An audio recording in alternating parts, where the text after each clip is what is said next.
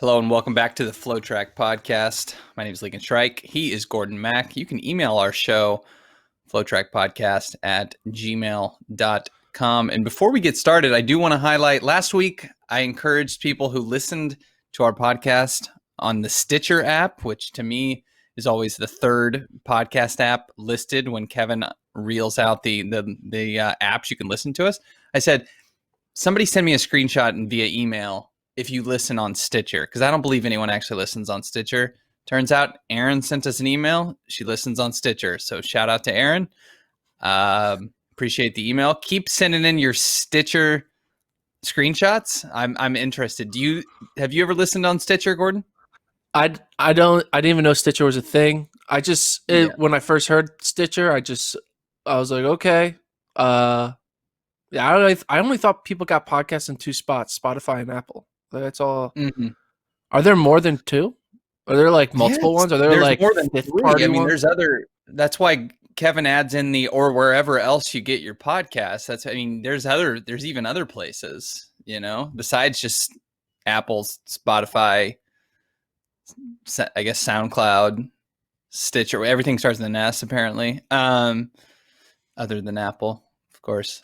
Yeah, I've always just been tried and true Apple, but people don't all have Apple products, so that leaves them open for, I guess, a lot of different apps. But here's the thing.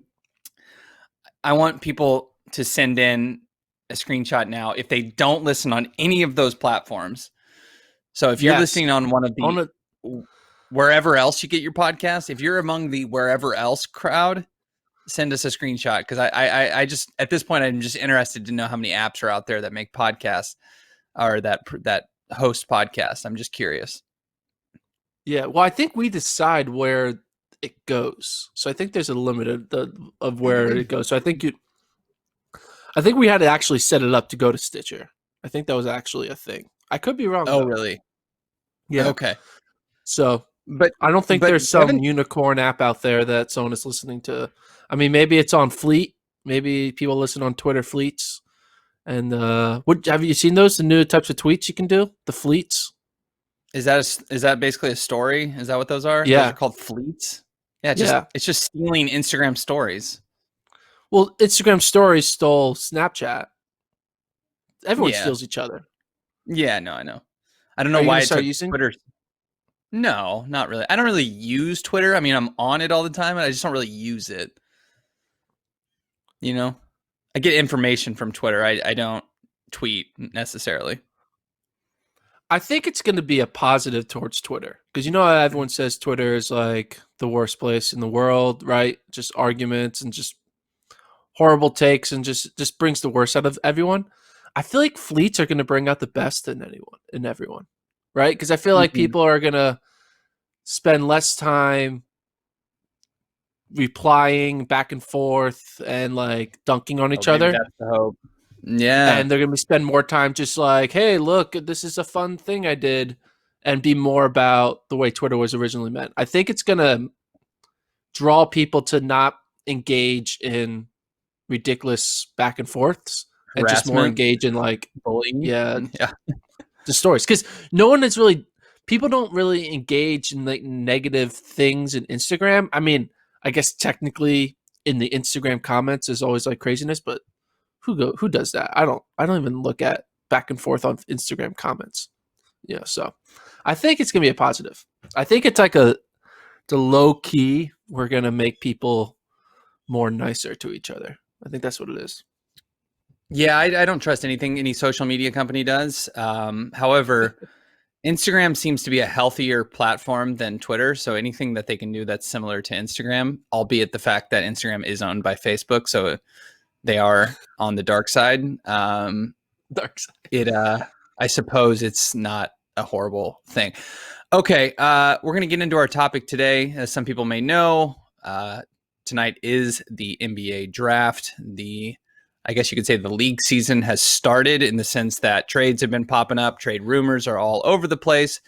So that once again has got us thinking about track and field trades that could happen. This is always fun. Obviously, there's no such thing as trades in professional track. There's no such trade, so no such thing as trades in college track, although transferring does at least give you some taste of people switching teams when it does happen. But we're going to ignore all that and just propose some trades that would be fun, and we try to make it work for both sides. We try to use some big name athletes to really entice really just to stir the pot. So I think you've come up with 6 good ones here, Gordon. Why don't you go ahead and introduce your first one you have?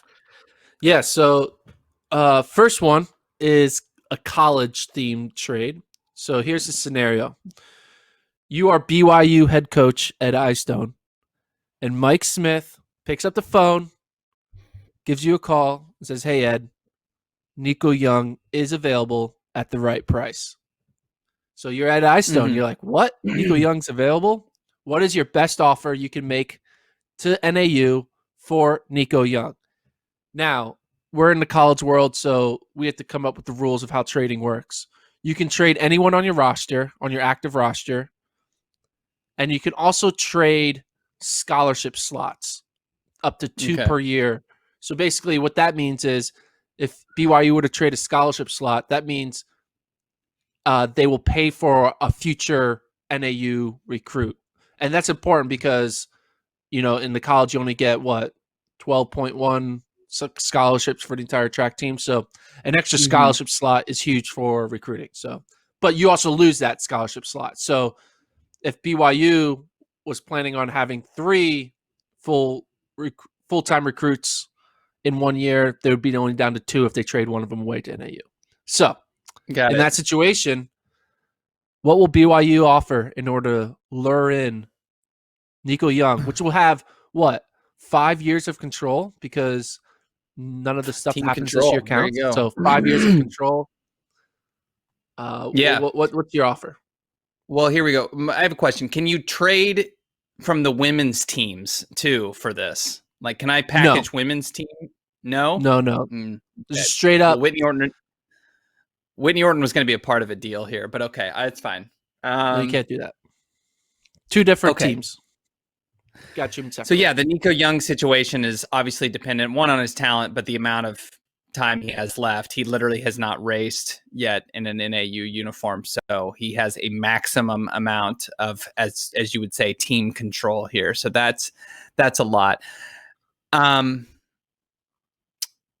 Casey Klinger is going to need to be a part of the deal, and I would say, I mean, two full scholarships and Casey Klinger. That, I think, that gets the deal done. What do you think of that? So the thing is, if you're trading Casey, one year down, he only has 1 year, or he has 3 full years of eligibility left, and then you get 2 more scholarships. Yeah. So the thing is, though, if you're Ed Eyestone, you're just only adding. Like, Casey Klinger is basically as good as Nico Young. You could argue Casey Klinger is going to be a top 10 guy. So you only really are you willing to trade away 2 future roster spots for just an extra year of an elite athlete? I feel like that's a little. It's kind of a. I don't know. I would try to lowball Mike Smith, and this is what I would do. I would give him. The price is going to be really high here. I would give him Aiden Troutner. I would hype up NXN champ Aiden Troutner, just like Nico Young, who's a freshman just coming off a mission, so has the opportunity to grow. Patrick Parker, who is like a miler, who coming off a mission, who's currently at mission, so it's another guy you can get later. And then I would give away a 2024 roster spot, a 2025 roster spot, and a 2026 roster spot. And I'll tell Mike, hey, Mike, you are good right now. You have enough body. You don't need an elite athlete today. You need elite athletes 4 years from now. So I'm giving you 2 young guys who can develop and 3 roster spots. I think that should do the trick. And I would pitch like, it's about, you need to be good in 2024. You don't need to be good in 2021 because you're already good. Yeah, I just worry that Nico Youngs don't come around very often, and all those future scholarship spots are valuable, obviously, but you're not finding probably another Nico Young there. So I want a superstar here. This is, to me, of the mold of a Russell Westbrook for Chris Paul type of a situation, which is not entirely applicable because Russell Westbrook really no longer a superstar, but I want a big name athlete. I'm trying to sell the NAU fans on dumping Nico Young before he's even raced. We're so hyped up about this guy. He's run under 8 minutes as a high school senior. And you're going to give me a bunch of guys like Aiden Troutner and Patrick Parker. I mean, that's fine, but we're not rebuilding at NAU here. We've got a good team right now. So let's get Casey Klinger, a guy we can slot right in already. I think that trade's going to happen because Ed Eyestone's going to look at Nico Young and say, look how many track titles this guy can probably get me later. I mean, this is a guy who's coming up in a few weeks is going to try to break 13:30 on the track. Like, this is a guy who, you know, is going to have All-American honors in the teens and probably, 2 to 4 NCAA titles when all said and done, maybe more. Like, he's legit that good. And so I need, if I'm Mike Smith, I need a superstar back in Casey Klinger. And I think, you know, you're okay with giving that up if you're Ed Eyestone, because even though they won last year and they have Connor Mance back and then they get Casey Klinger back, I think this is kind of a rebuilding year for BYU. I truthfully think they don't have the middle, the 3 through 5 runners to win a title this year. So I think you could be okay and say we're rebuilding. We'll have Mance next year and Nico Young with a year of experience. It's gonna be a really good team. Yeah, I'm just thinking you gotta tell Mike, like, hey man, you don't need a star today. You need a stars tomorrow, because his team is like 9-10 deep. So that's true. He can replace Nico Young with.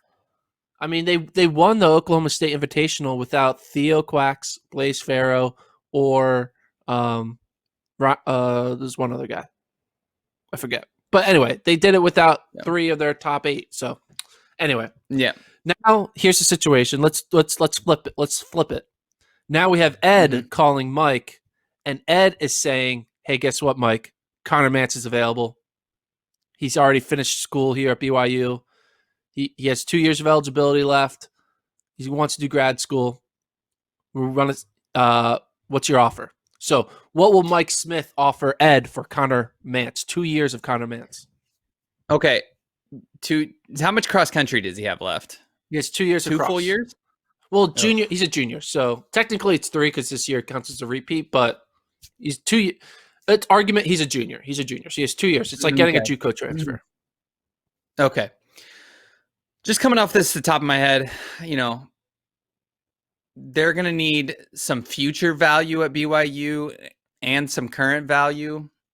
If we say that they're rebuilding, obviously losing Mance, you know, you would never actually trade Connor Mance. But if they did, they're going to need some solid bodies in the middle. If you're going to slot Casey Klinger up to the number 1, you know, you get back, I forget the guy who had to run unattached at Oklahoma State. Who's the guy they, anyways, Shumway. So he's your number 2. Let's get some bodies in there in the middle. Should I give you mine first? I feel like you're you go ahead. About it. Okay. No, I have mine. Hold on. I have mine. Okay. I have mine real. I had it. I mean, I was just trying to explain it. Okay, so here's my trade for Connor Mance, 2 years, which would be obviously an incredible trade for NAU, no matter who they have to give up. But I package 2 future scholarships with Brody Hasty and Ryan Raff, and that's the package. I think it doesn't sell well right away with BYU, but it hold on, my son's trying to come in. Great, he got a toy. He's excited. Okay, he was excited about this trade as well. It doesn't sell right away with BYU, but I think you get Brody Hasty. He's a change of scenery type of a guy. Not that he's been bad, but I think you put him in a new spot, put him up in the mountains in Utah. I think he could thrive there. Ryan Raff's been eager to be in a top 5. I mean, the guy just can't quite get it done. Poor guy. All he does is thrive in cross country, and he's improved in track. And then you get those 2 future scholarships. And then NAU's got another superstar in Connor Mance. That's my trade. Yeah. So I actually have a similar trade. I also think get rid of you ship off Brody Hasty, who is a sophomore, so that's a lot of years of control. Ryan Raff, I also think you throw in the trade. Ryan Raff, who is from Utah, I believe he's Mormon, so that helps works out for BYU. Get one of their homegrown talent back in there. I think you only give out one roster spot, a 2022 roster spot. And I think you can throw in Theo Quacks. I think instead of 2 roster spots, I think you throw in Theo Quacks. Theo's more of a miler. I think BYU loves to dip their toes into the DMR every few years or so, a lot more often than NAU does. So I think BYU would love to have another miler. I mean, Hasty and Quacks will basically give BYU a great, strong DMR foundation for the next 3 years. So, and BYU, they're good with their milers, right? What's his name? Miles Batty. He was one of the greats there for BYU. Shaquille Walker, a great 800-meter runner. So I think basically flipping some good mid-distance guys, a Utah guy and Ryan Raff, and a roster spot for Connor Mance, I think would be worth it. Yeah, I think both would win this trade. I think Mike Smith definitely would look really good because imagine a 1-2-3 punch of Grijalva, Mance, and Nico Young. That would be like insane. Yeah, that's pretty good. So. That's pretty good. Not to mention Abdam and Nur. Yeah, I mean that'd be they're just a scary team. All right, let's move on to our second proposed scenario, and I'll tee this up here. Okay, so your Coach Haynes at NC State, the women's coach, and Caitlin Toohey, your superstar freshman. I love the way you wrote these. Sends you a text privately saying, "I want out." Who knows? Maybe Raleigh's just not the town for her. Who do you call? Sorry. And what is the best offer you could get for Toohey? I'm going to let you run through your scenario before because I haven't fully sussed through this yet. So I go ahead. I think this is simple. I think you look at your roster. NC State got a lot of freshmen, right? And you're like, they have a lot of freshmen, but they're also very in the win now mode. And I think they go all in on winning now. I think this is the Kawhi Leonard to Toronto move that you got to make. And I think you trade Caitlin Toohey to Stanford for Donahue and Lawson. So they're 2 top stars. I think Stanford does it. I think Stanford is always thinking we're going to be fine forever.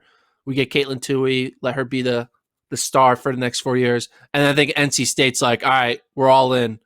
This is the year. We have all these seniors up front. We have the freshmen in the back, but like push all the chips in on 2021.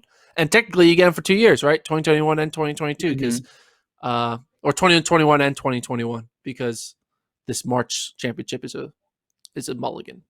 So yeah, that's my take. Go all in, go to send it to Stanford for 2 seniors. That's interesting. Yeah, I like the win now approach. I'm going to steal a page from that book.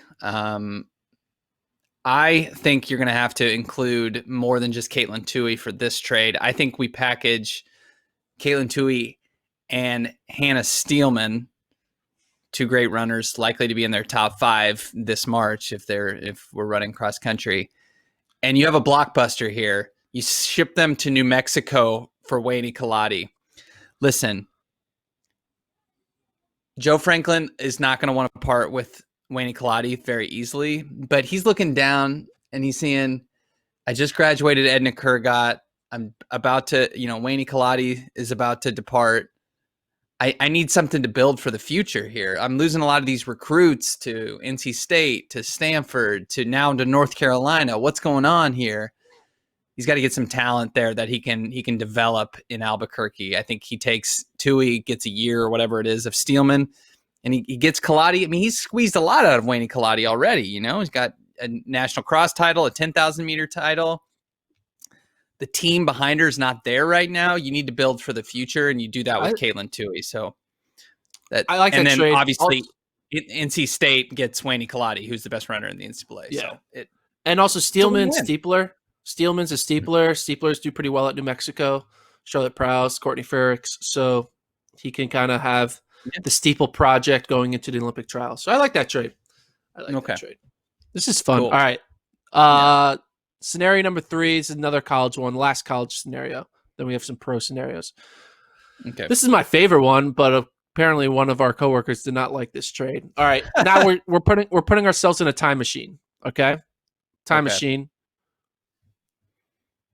Cheserek just finished his freshman year of college. and Grant Holloway just finished his freshman year of college, assuming they're both the same class year. So we also have the time machine and a little bit of revisionist history where they actually are the same grade. So we're pretending they're the same grade, but Cheserek dominates his freshman year the way he did it. Grant Holloway wins the 60 and the 110, 4x4, does all that stuff, right? They both have incredible freshman years.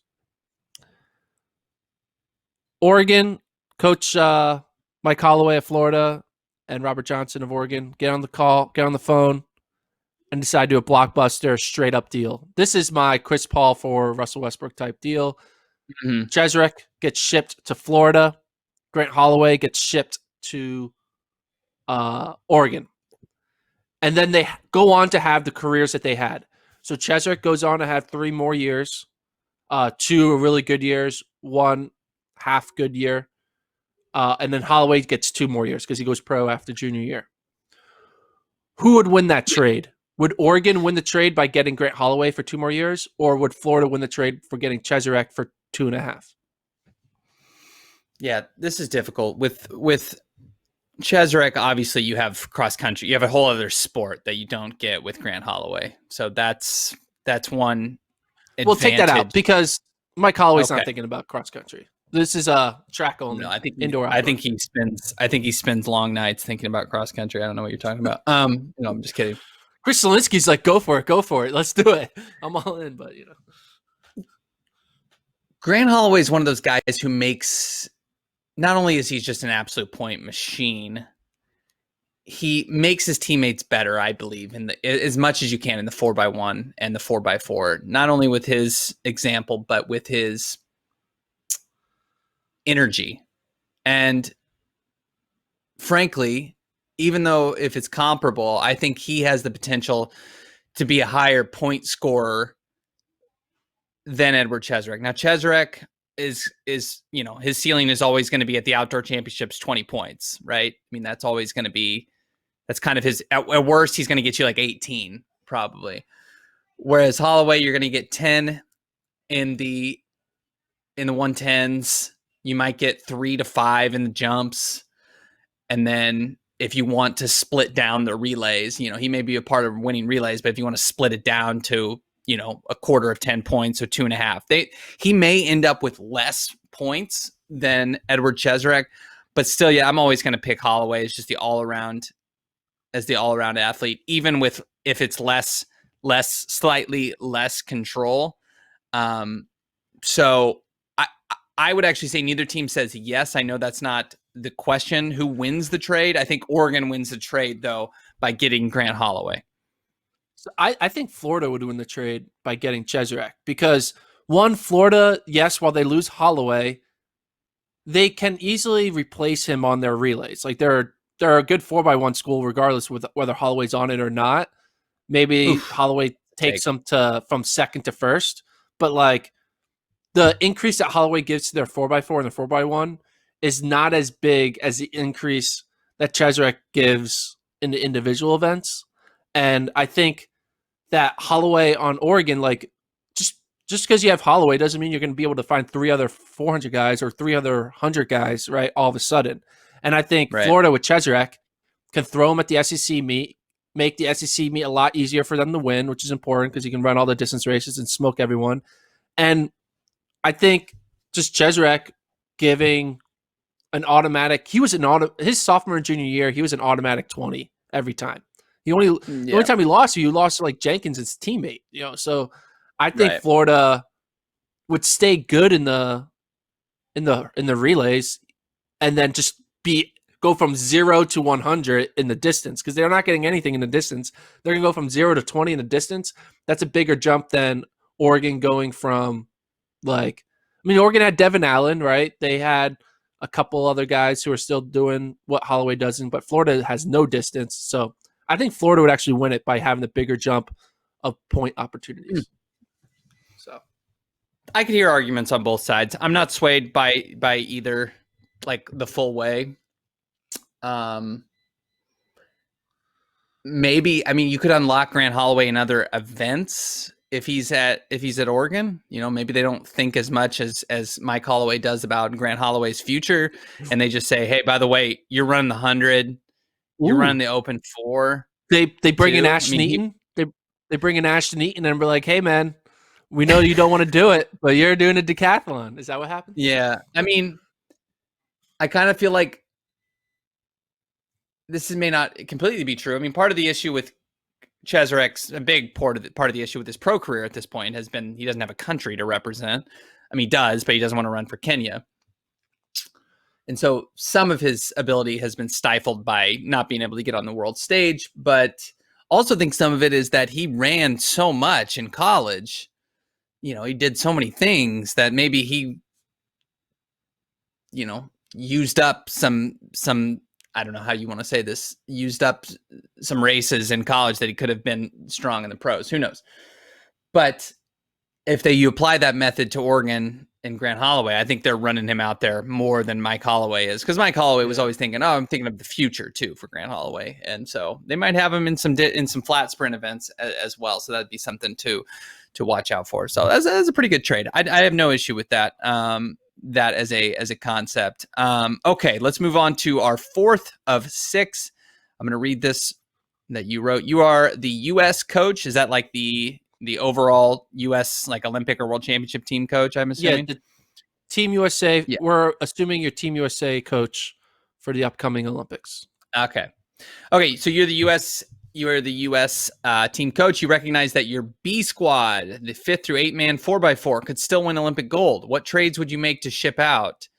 You have Norman, Curley, Benjamin, Montgomery to enhance your Olympic team. Remember, who you bring in takes a spot off your current top 3 team. So for example, if you were, so basically you're trading away your A 4x4 guys, Curley, Norman, Benjamin, and Montgomery, who are very valuable, right? Especially Norman and Benjamin. And are we gonna you're trying to get bodies back to kind of enhance your other events where you feel like you can make Team USA even better. So say you traded for like a Kenyan 800-meter runner, that means you're then taking either Brazier, Hopple, or Murphy off your 2021 Olympic team or whoever. So you're not just like adding. So you have to be strategic. You don't want to add. It might not make sense to add a 100-meter guy because you already have all the best 100-meter guys, right? So I already thought this out. So doing it here. Yeah, go for it. So I think you start off with Fred Curley. You trade him to Morocco for their steepler. Oh, Sufan Bakali. For Bakali. I think they're comparable. They're both medal contenders. I think Morocco doesn't have much in the sprints. I don't think at all. And I think Curley would be great for Morocco. I'm just saying that. But I think that's a fair trade straight up. Maybe throw in some futures here and there. But Curley for Bakali. And I think U.S., yes, we have Evan Jager, but he's been hurt, you know. And I think that gives us a really good distance guy to who know we just adds another medal contender to USA that in one of our weaker events, which is the men's steeplechase. All right, then I have another kind of play. You gotta these are the trades that GMs that no one talks about, but like that are like always. Like that second round pick trade that like, how did they get Robert Covington? You know, this type of trade. You take Kamari Montgomery, who is like their 4th best 400-meter guy, and you trade him to Estonia for Uebo, their decathlete. US has been down in the decathlon, and we need a resurgence in the decathlon after losing Eaton and Hardy. I think Montgomery, again, we have the richest of 400s. We don't need another 400 guy, but we do need another decathlete. And I think they're similar value. Uebo is not like the best, but he's there. He got silver, I think, in Worlds 2019. And I think that kind of will reignite. He's young. They'll reignite our decathlon squad for the next few years. And, you know, he's married to Shawnee Miller. So maybe Shawnee Miller's citizenship gets changed, and all of a sudden we get a bonus throw in in her late career, kind of like Allison Felix time. So, but that's I'm not banking on that. I think straight up Montgomery for Uwebo is good enough. And then here's the last one. You package Norman and Benjamin. Oh my! You send them to Uganda for Cheptegei. Boom. Yeah, Norman and Benjamin for Joseph Cheptegei.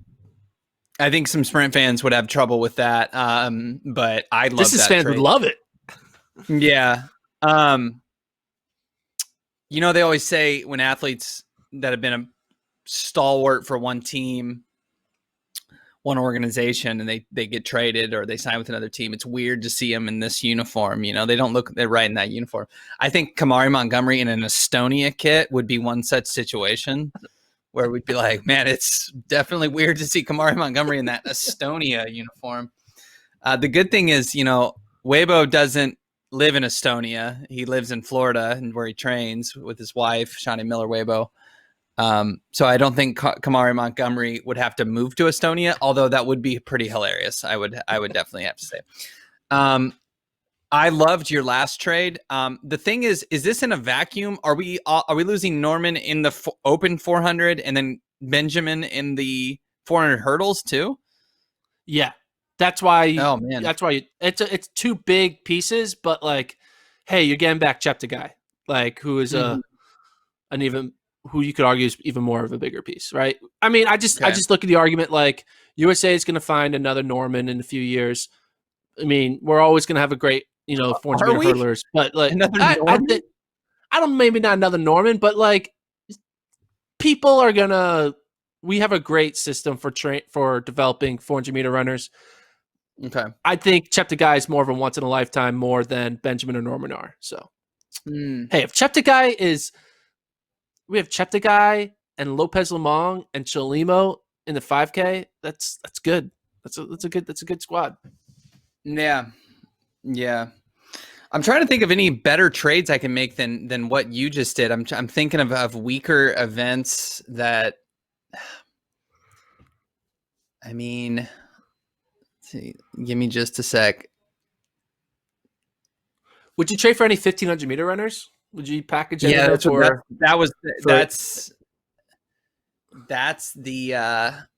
probably the weakest thing we could do. Maybe a Michael Norman straight up for Jakob Ingebrigtsen. I don't think Norway says yes. But then you start to get the parts of Norway having a one half of a pretty darn good 4x4. If you have Norman and Carson Warholm, they're both young. Obviously, Ingebrigtsen's a little younger, but it's potential.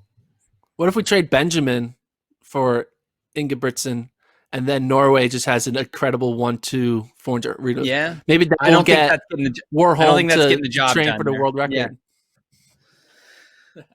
Yeah, I don't know if Benjamin's enough. I mean, maybe I know he obviously has a silver medal and Norman has nothing at this point, but I think you get Norman as the headliner, and then you have two gold medal favorites in two events with Warholm and Norman there. Ingebrigtsen, for all he's done, it's going to be tough for Norway to say goodbye to him at just now 20 years old.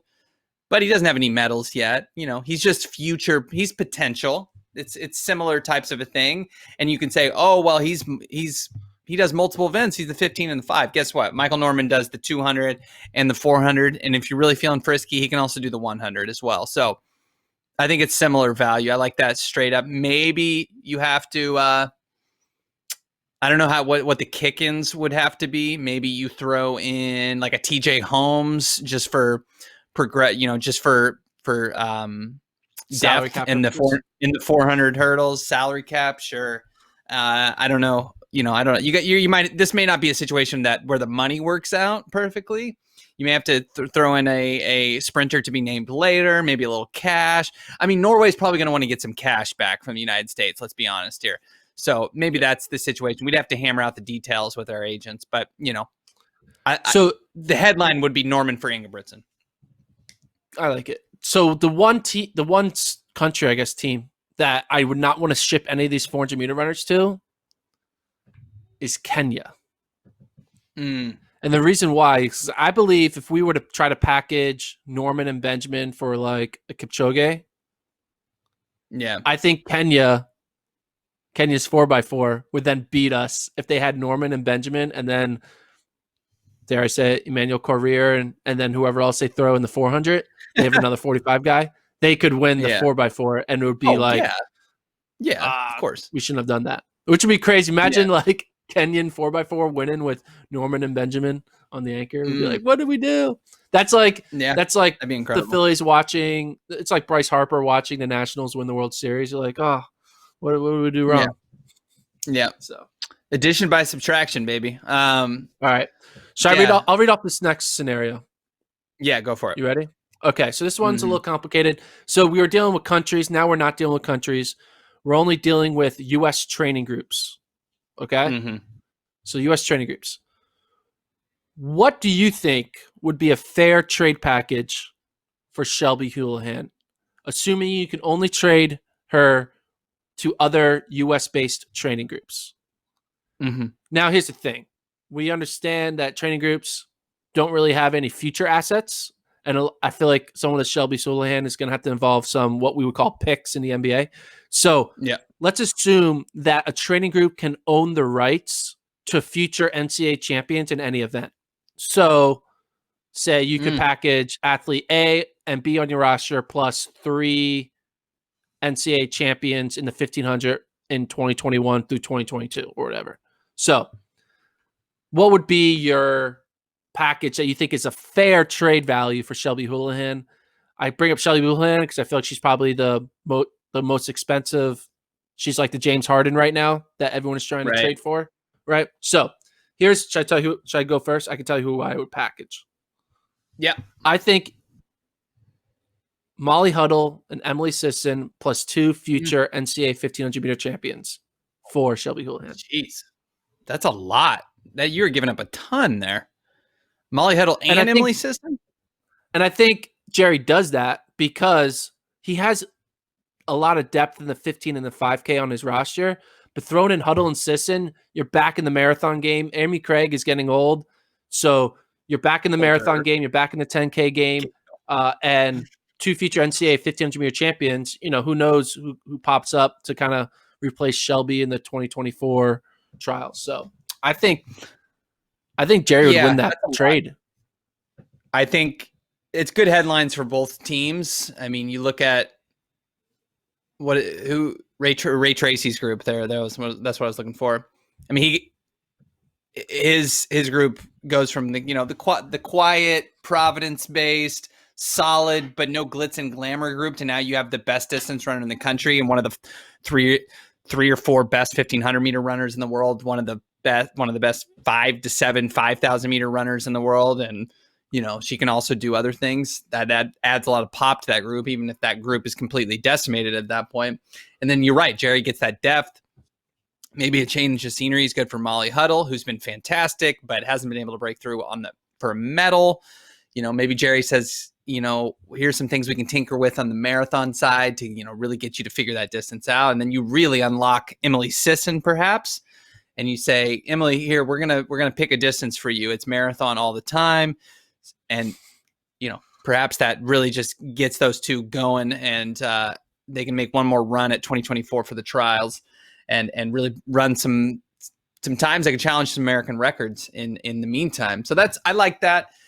And you said 2 futures access to signing. 2 future NCAA 1500 meter champions. Okay. So then, that sets up Ray Tracy's group, right, for having some training partners for Shelby Houlihan. So that's good. I mean, she's going to be a little lonely for the first couple years or first year or so, but that's a good trade. It's a lot to give up. But if Bowerman Track Club's going to deal with giving up Shelby Houlihan a year after, given the 2 years she's just had in her prime, you have to expect a lot in return. I like to see the first day of practice with Molly Huddle and Emily Infeld and see how that goes down. If there's any, it's a little awkward. I mean, it has been 5 years, but might be a little weird. Might be a little weird. There might be some I like to see that first training session and see if there's any one stepping of the other. If someone pulls up, imagine Molly Huddle's in her final rep, and kind of just cruising through the finish line, and Emily Infeld just does another like lean on that final fifth mile. It's a habit. Sorry, it's a habit. I can't break it. Okay, so here's what I came up with. A lot simpler, but I think you get back the instant medal contender that you're looking for if you're giving up Shelby Houlihan. I'm going to the Bossard group. If I'm dumping off Shelby Houlihan at age 27, I want Emma Coburn and Danny Jones in return. So you get the future of Danny Jones. Again, maybe a change of scenery. Her rookie year wasn't as strong as we thought. Now it was a pandemic, broken up season, so who knows? But she obviously has that potential as a cross champ, as a champion on the track. And then you get Emma Coburn, who's basically guaranteed to get a medal for the next few years. I know she's 30 now, but she's still a major player in the steeplechase. So arguably you're getting back a better medal threat than Shelby Houlihan, just in the fact of the competitiveness of the 15 and the 5. And Houlihan's never won a medal. And obviously we've got 3 in the cupboard there for Emma Coburn, and she's a world champion. But she's a few years older, and Houlihan really probably has, more runway left in her career. So, and then you have to throw in Danny Jones, I think, as well, just because, again, the future of Houlihan looks a little brighter. I think that gets the job done. Now, the issue here gets a little complicated when you talk about Joe Bossard trading away his wife to Jerry Schumacher. Hey, that's a little awkward. That's tough. That's gonna be a tough sell. It's business, man. It's business, baby. It's business. This is what I'm thinking about. This kind of, how will Courtney Frerichs and Colin Quigley feel about this deal? Because this kind of reminds me of the Sixers, Joel Embiid, seeing Elton Brand trade for another guy who does his position in Al Horford. Like, are we gonna have like an Al Horford, Joel Embiid situation with having 3 steeplers all on the same team? Like, I don't think Courtney Frerichs and Colin Quigley are gonna be too happy about this deal. They might ask for if this deal happens, we might a year from now them seeing Frerichs and Quigley on the trade block because they're unhappy. And then maybe they have to flip those two. They're starting to leak to Jonathan Galt that they're unhappy. Yeah. They're looking for other destinations. Again, I think the first major roadblock we can't overlook is the fact that Joe Bossard would be agreeing to a trade to ship his wife out of his own house and to Portland. So that's an impediment to this trade. But you're right, that's a stockpile of steeplers that they don't necessarily need. Maybe a higher chance of getting the American record, though. First woman breaking 9 minutes, if they have all those women together and they can run those team events like they did this past summer. So maybe you get somebody run, you add more to the fire here, and it's going to bring out the best in everyone. So yeah, yours might be a little bit more enticing and maybe a little bit more realistic than mine, but I think they're both good options. So here's the last one. This is my favorite one. Save the best for last. Involves Bowerman Track Club again. So here we go. I'm going to lay it out, give all the details. You're Jerry Schumacher, and you want... So remember when Jerry didn't have any women on their team? They had like one woman, and now they're like the best women's group ever. So he's able to go from 0 to 100 pretty easily with training groups. That's true. So you're Jerry, and you're like, screw it. Let's start a sprint training group, right? It's like, I have too many distance athletes. I have too many to keep track of. It's overwhelming. I need to trade some of my distance assets to some sprinter training groups so I can develop a sprint group. So my goal is to get a group of 6 sprinters. And by sprinters, I mean 100, 200, 400 / hurdles. So any of those categories. So sprinters, not jumpers. Mm-hmm. And I have to trade basically some of my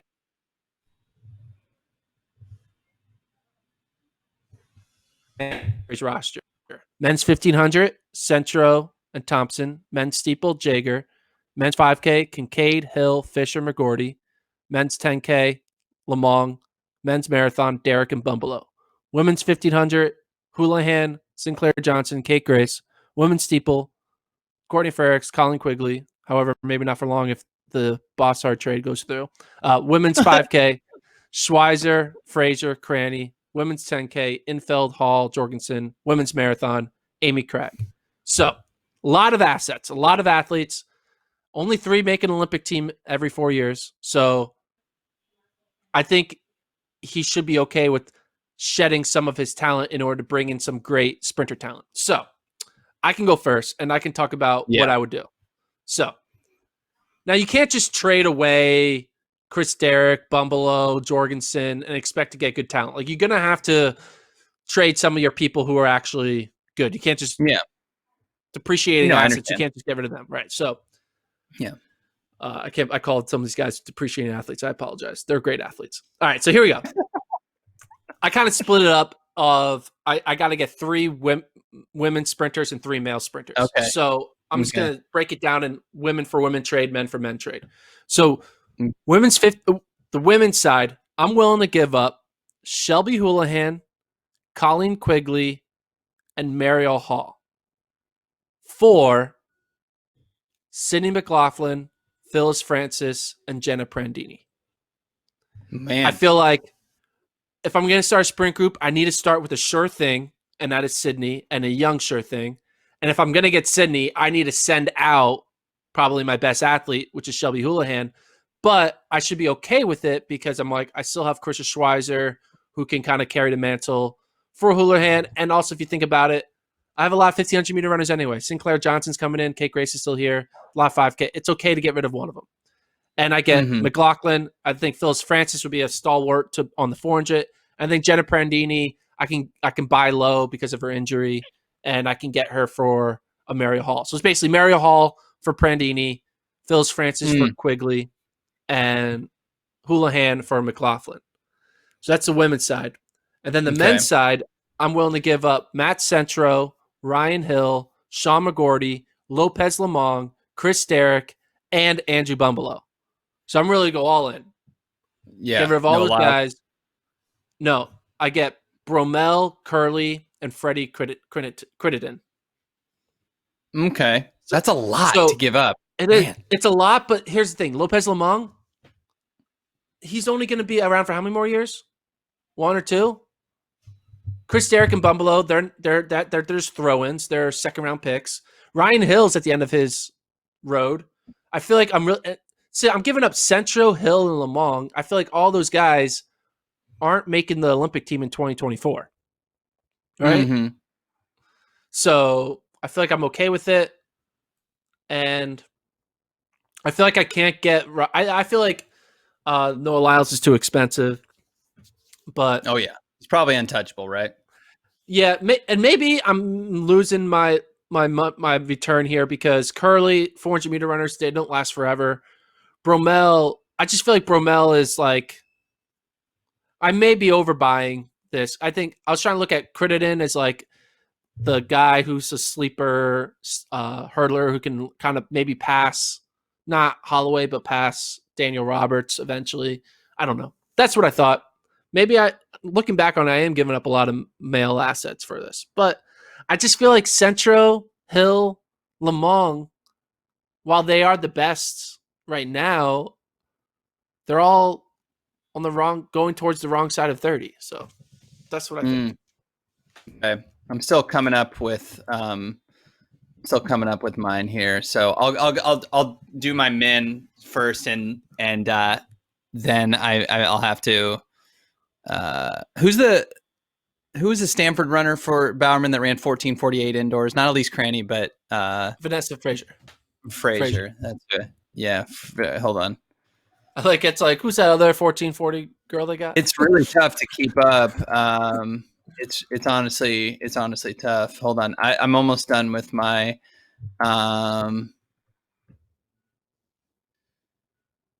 This was fun to do. This is fun. Yeah, hold on. I'm going a little. These aren't. We're gonna start slow with our sprint group here on my side. We're not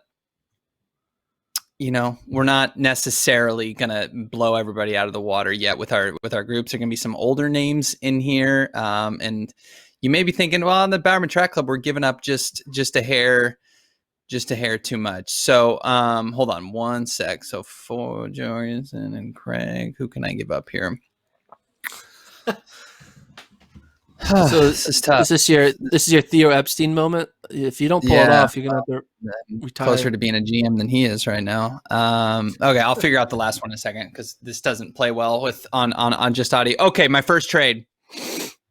Grant Fischer and Chris Derrick. I'm shipping them down to Florida for the last little bit of juice we can squeeze out of Justin Gatlin.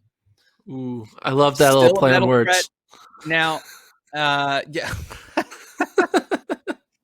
Last little bit of juice. Yeah. Okay. I mean, Gatlin, for being 100 years old, he's still a medal threat, right? I mean, we assume he's going to fall off soon, but somehow he still keeps winning medals. You assume going forward that, I mean, which group are you likely to get more medals out of, Fischer and Derrick or Justin Gatlin? I mean, let's be honest, Justin Gatlin. As good as Grant Fischer is, the likelihood that he gets a medal is pretty long, right? It's just really hard to do. That's true. But he has a ton Gatlin of only has 1 year left. Yeah. A ton of future left in Grant Fischer. He can win some U.S. titles, so that's possible. So you start out with Gatlin. Trade number 2, Evan Jaeger and Ryan Hill. We got a 2-for-2 deal here. We're getting back another veteran and somebody with a future. We're going to get LaShawn Merritt. So that's kind of the Hill option. And Ronnie Baker. Back. So that's my men's group. We got some 100 guys in Gatlin and Baker, and then we get LaShawn Merritt. Listen, there may not be much left in him, but is there that much left in Ryan Hill too? No, not really. I'm just saying your men's sprint training group in 2024 is going to be non-existent. I mean, let's just be honest. They're not. Ronnie Baker's going to be there. He's going to be there. Okay. It's like signing 5 Brett Favres to your football team. So what's the point? I came up with these on the spot. This wasn't. I know, it's fine. It's fine. This wasn't necessarily easy. LaShawn Merritt, dude. When's the last time he's run? He's coming back. Is he? I feel like he's even worse than your boy Wade Van Niekerk. He ran in the AP Ranch thing, so he must be committed to still getting his contract at least. All right, here to the women's side. Shelby Houlihan. You're GM. You are not going to make it through the year.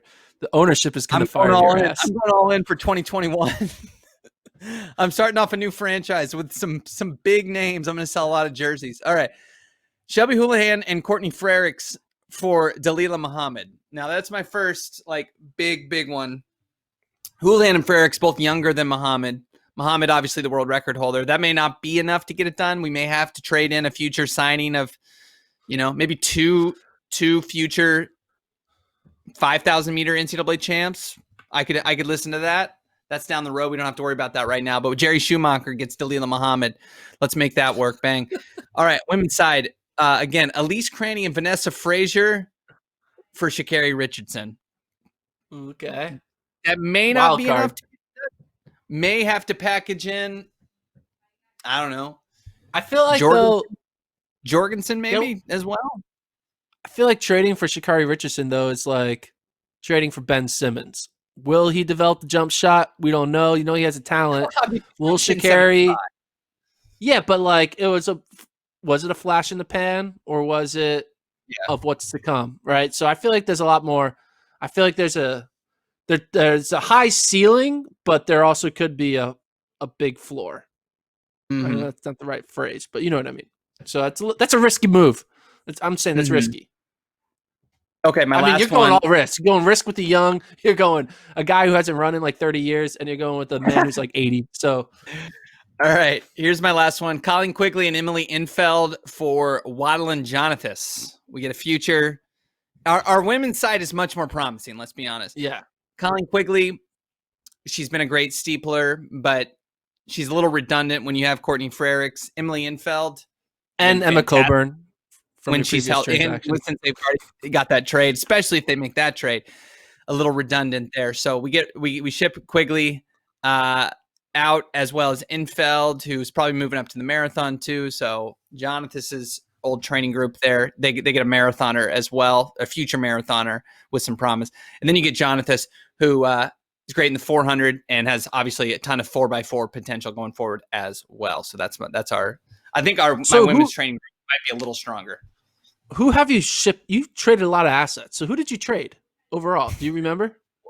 Yeah. I got it. I did. So here's who I didn't get rid of. I still have Centro. I still have Lopez Lamong. I obviously crucially still have Mohamed. I mean, he's an untouchable. We're not.